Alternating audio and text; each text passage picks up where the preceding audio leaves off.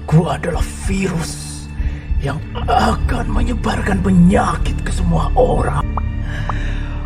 Aku akan menginfeksi orang lain melalui mata, hidung, dan mulut mereka. Ketika kamu bersin batuk atau saat kau berdekatan dengan mereka.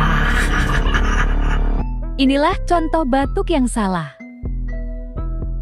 Yang pertama adalah batuk atau bersin ditutup dengan kepalan tangan. Yang kedua, batuk atau bersin dengan tangan.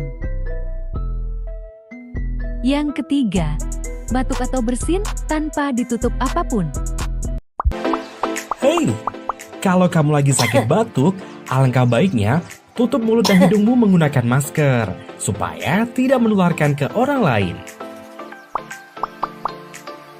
Kalau kamu tidak punya masker, maka saat batuk atau bersin, kamu bisa menggunakan tisu atau tutup mulut menggunakan lengan bagian dalam saja.